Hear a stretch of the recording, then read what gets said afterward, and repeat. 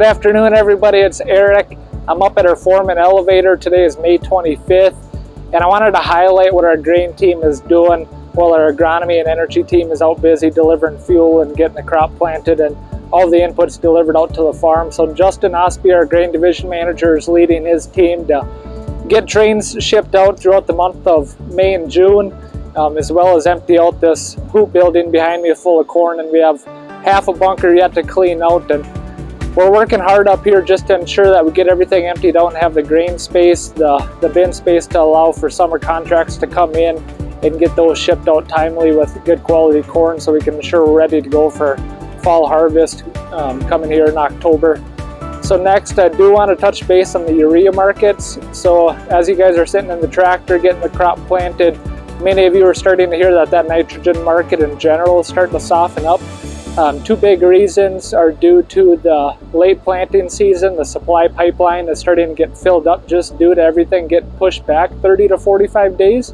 So one thing I do want to highlight is as you get ready to look at 2023 cropping season and getting everything in place, one thing I encourage you to look at is getting new crop sales in place as well as your nitrogen at the same time. It helps eliminate some of that risk. I've mentioned it a few weeks ago in a video, and new crop corn for 2023 is already over $6, and I know we don't want to get ahead of ourselves as we will face some PP acres throughout the region this year, but one thing just to help you eliminate that risk, or at least a small percentage of that risk, is to look at both the nitrogen supply and locking in that input, as well as placing that new crop sales just on a bushel amount that you're comfortable with. So one thing earlier I alluded to, the prevent plant. We are coming up on the June 1st planting date as far as crop insurance go. I know there's a lot of speculation out there as to what Mother Nature is going to throw at us here in the next week, and what acres will actually end up getting planted and what will go to PP.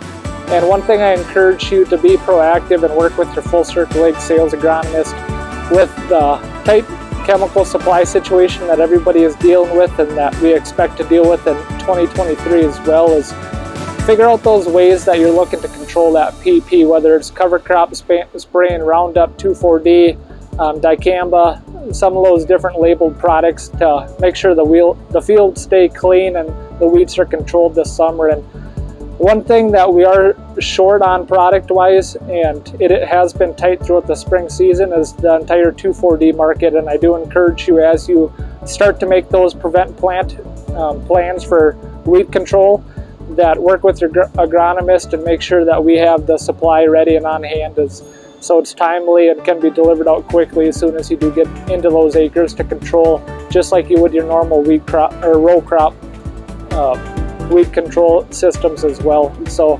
as you start to look at those acres, hopefully we can get a good couple weeks here and get a lot of corn planted yet, and if not, switched over to soybeans. But as you work through those prevent plant acres, please be proactive with your local agronomist and make sure that we have that supply on hand ready to go. But overall, hopefully Mother Nature gives us a good strong few weeks, and hopefully you have a safe rest of the planting season. All right, thank you.